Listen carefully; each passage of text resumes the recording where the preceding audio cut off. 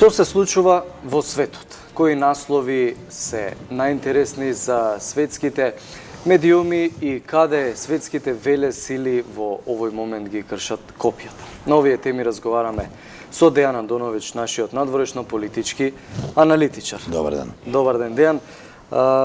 Една од најактуелните теми во светски рамки е тоа што се случува во Иран. Тие велат дека нема да војуваат, од друга страна пак Соединетите Американски држави испраќаат своји трупи на заливот. Се подигаат тензиите во Персискиот залив. Подолго време американците се обидуваат на некој начин да извршат притисок врз Иран и властите во Техеран.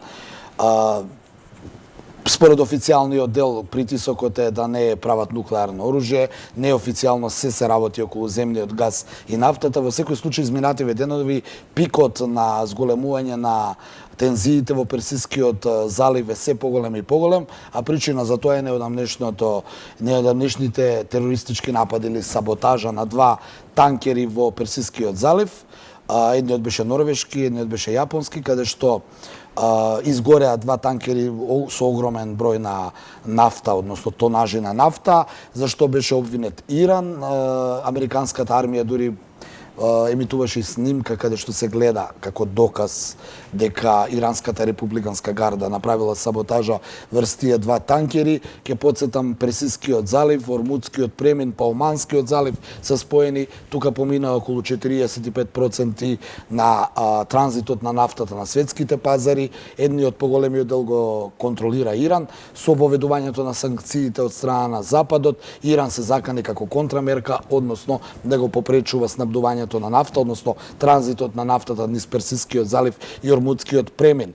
Со овој инцидент на некој начин Иран им покажа на светот и на Соединетите Американски држави дека контролира важен дел за премин на нафтата и доколку не се добри со него, тој може тоа да го попречи. И покрај тоа што Техеран тврди, односно негираше дека е вмешан во тие саботажи. Но тоа беше главната причина САД да е подигнат војната реторика. Имаме и прилог на оваа тема, да го погледнеме, па се враќаме со анализата. Иранскиот председател Хасан Рохани изјави дека неговата земја нема да војува против ниедна држава, денот како САД објавија дека ќе распоредат дополнителни војници во Персискиот залив. Пекинг изрази сериозна загриженост поради состојбата на Блискиот исток и ги повика двете страни, особено САД, да ги намалат тензиите. САД треба да ги сменат методите на екстремен притисок, за какво било едностранно однесување нема основа во меѓународното право. Тоа би создало дури и поголема криза, рече шефот на кинеската дипломатија Ван Ги. И портпаролот на Кремљ Дмитрий Песков рече дека Москва и претходно го предупредувала Вашингтон дека ризикува војна со Иран ако прати дополнителни сили на Блискиот исток. Го погледнавме прилогот, Дејан, се изгледа се врти околу нафтата и земјениот газ. Од друга страна, Иран покажува, може да се каже, мускули на Соединетите Американски дека безмалку половина од нафтата поминува токму тука во залив. Иран го контролира тој Ормудскиот премин, значи ако се види географски тој е Персиски залив, па има еден мал дел, тој е Ормудскиот премин, Мореус, па потоа иде Оманскиот залив кој е под контрола на Саудиска Арабија, на другата држава која е и религиски, политички, воено ривал на Техеран, ке потсетам Саудиска Арабија исто така богата со нафта. Таму се сунитските муслимани, сунитските арапи кои се големи сојузници на Соединетите Американски држави и кои се непријатели на Техеран, кои се шиитски муслимани, но повторно ќе кажам, све се врти околу нафтата. Таму има и религиски недоразбирања, но сепак се работи околу нафтата, ако се земе во предвид дека Саудиска Арабија од секогаш била американски традиционален партнер во регионот, додека Иран секогаш бил руски, а претходно и советски сојузник, потаму веројатно копијата на ривалитет во светот на суперсилите се кршат меѓу нив. Но и ова што го слушнавме во прилогот и ти самиот што кажа дека Иран покажува мускули од 1979 година, ќе потсетам кога Ајатолах од Хомеини гурна тогашниот персиски шах персиски крал или шах по нивно Реза Пахлави, кој беше прозападно ориентиран, дојде исламската револуција, се востанови на некој начин Исламска република или Џамахирија, така да Иран тоа што го направи 1979 година, ги потсетам гледачите со нападот врз американската амбасада, каде што имаше заложничка драма, имаше над 70 загинати. Од тогаш до ден денеска Иран и Соединетите Американски држави немаат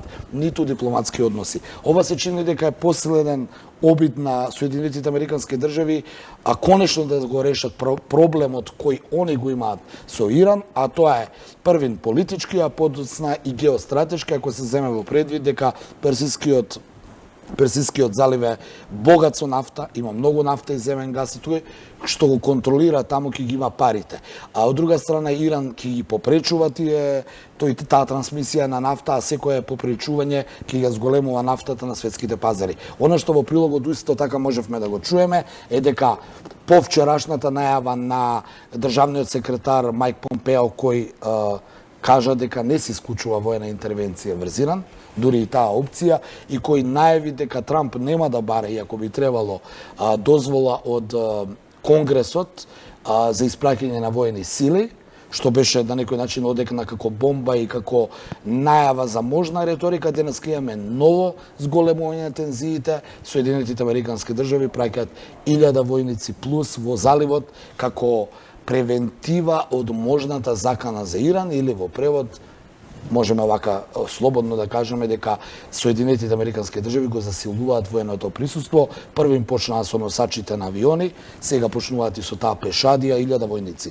Не се малку, на веќе постоечките 15 на 20.000 војници таму, што само кажува дека Соединетите Американски држави не ја исклучуваат воената интервенција. Како тие би ја извеле и што би извеле, не знам, но ќе потсетам дека при евентуалниот напад врз Иран, најголеми сојузници регионални, порано требаше биде Турција, поради актуелните случувања и односите со Анкара, главните сојузници во моментов против Иран се Саудиска Арабија и Израел, и двете држави кои се и религиски, и идеолошки, па би рекол и финансиски конфронтирани со Иран. Спомена испраќање на трупи на САД во Иран, меѓутоа интересно е што и во Европа, поточно над Балтикот, руски сухои пресретна американски бомбардер. Значи, зголемувањето на силите за 1000 војници кои се од денеска во Персискиот залив доаѓа како резултат на предходно пред недела дена Доналд Трамп лично најави дека ќе ги засели американските трупи со 1000 војници во Полска, во базите во Полска. Тој тогаш рече дека Полска има потреба од засилување на американското воено присуство. Повторно ќе кажам, ако ќе видиш малку картата на светот, ќе се види дека Полска е тука на границите со Русија, над Балтикот, од друга страна Иран е исто така на границите со Русија, па некако геостратешки Соединетите Американски држави го засилуваат своето воено присуство. Трамп тогаш рече дека тие војници се од базите од Германија. Според политиката на Соединетите Американски држави, американските војници ги плаќа земјата каде што се наоѓаат, а бидејќи Германија не можела да ги плаќа тие 1000 војници, Полска ги побарала, па Полска ги плаќа. Но тоа е официјалниот дел. Неофицијалниот, еве можеме на снимката да видиме како американски бомбардер лета во близина на границата над Балтикот, значи на границата со Русија, и како руски сухои борбен ловец кој ги брани границите на Русија го пресретнува. И покрај тоа што излезе официјална информација од Пентагон дека се работи за рутински лет, дека американскиот бомбардер летал во дозволениот дел на небото, сепак русите предупредува дека премногу блиску се доближил до границата, па оттаму сухои тој реагирал, што само укажува, ако приметуваш у нашиве анализи од секој отворено студио, како и да зборуваме, секој втор ден наоѓаме по некој овакво видео кое е снимено од страна на русите, американците, што е доказ дека големите суперсили се доближуваат се поблиску и поблиску, а многу е опасно ако се земе во предвид кога две суперсили со оружје ќе се доближат, може да дојде до несакан некој инцидент. Така, друга вест која што денеска стигна до светските медиуми, тоа е всушност дека во затвор почина Морси Пранишниот египетски претседател, а државата страва од внатрешни немири. Да, Мохамед Морси беше лидерот на муслиманското братство, кој беше првиот демократски избран египетски претседател откако вечниот, ми се чини, председател на Египет Хосни Мубарак се симна од власт понасилно. Бидејќи Египет е познат по тоа дека сите председатели ги тргаат на некој начин со воен пуч. Мохамед Морси беше лидер на муслиманското братство, прв демократски избран председател, ке кажам, дојде на власт во Египет, но почна да ја спроведува онаа, би рекол, малку религиозно муслиманска политика.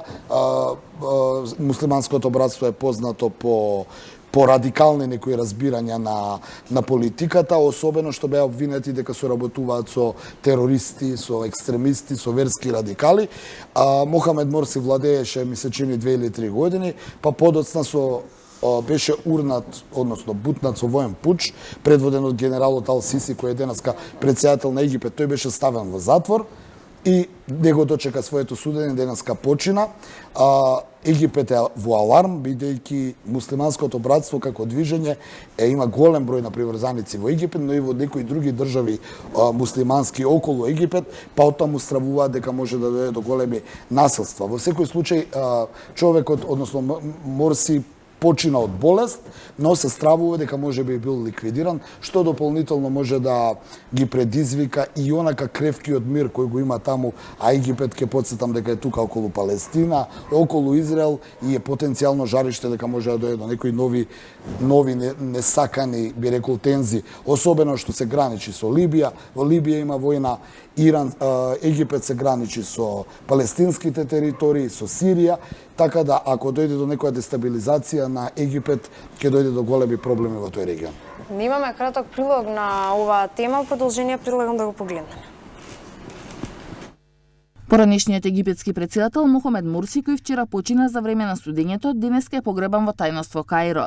Исламистичкото движење Муслиманско братство обвини дека неговата смрт е убиство и ги повика египтјаните масовно присуствуваат на погребот на првиот демократски избран председател. Ахмед, синот на Мурси, на Фејсбук објави дека неговиот татко е веќе погребан во Каиро, а присуствувале само членовите на семејството. Египетското МВР по смртта на Мурси прогласи тревога, ангажираше дополнителен број полицајци и одобри план Ц кој овозможува покренување операции против терористички структури. Да, го погледнавме овој краток прилог на колегите од Дескот, па еве да продискутираме уште малку на оваа тема. Па темата е таа, Египет е многу важен за западните сојузници.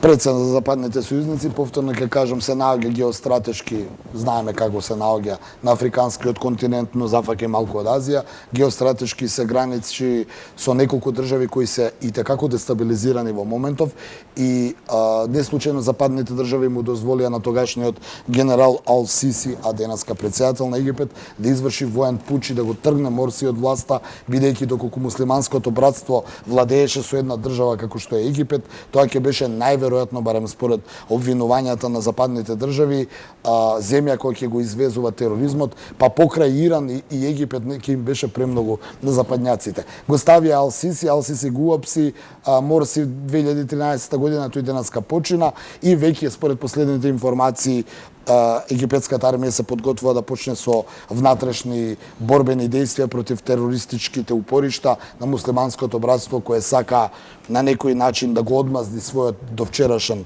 лидер, велејќи дека е ликвидиран во затвор, па дури сега видов информација дека Human Rights Watch побара истрага околу смртта на Морси, но во секој случај се надевам дека, мислам и се очекува дека западните држави нема да дозволат да дојде до дестабилизација на Египет. Доколку дојде до дестабилизација на Египет, ќе подсетам, ќе букне целиот регион во воен конфликт, а тоа е многу. Тука се, повторно ќе кажам, Либија, палестинските територии, Сирија, Ирак уште не е смирен, со Техеран пред малку разговаравме, Иран може да дојде до голем конфликт, така да ако пукне тој дел на Блискиот Исток, нема сигурно Европа да остане нечепната од тие проблеми. А кога сме кај Европа, една од најмокните земји на континентот и земја која што одлучи да напушти Европската Унија, мака мачи со избор на нов премиер, односно заменик, наследник на Тереза Меј. Тие велат дека мака мачат, меѓутоа тоа име процедурата во конзервативната партија. Ќе потсетам, Тереза Меј, лидерот на, односно премиерот Тереза Меј, која беше лидер на конзервативната партија, поднесе оставка на функцијата, признавајќи дека не успела да го реши Брекзитот и дека тоа е главната причина.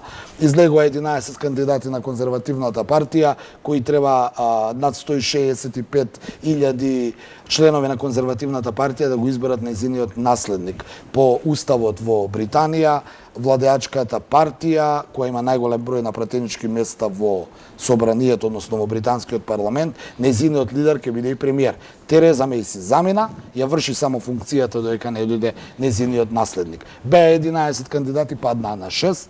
Денеска ќе се гласа повторно и ќе отпаднат и ќе останат двајца, а следната недела ќе се зборува, нели, ќе се дебатира и за останатите двајца кандидати. Едниот од нив за еден месец ќе биде лидер на конзервативната партија и актуелен британски премиер.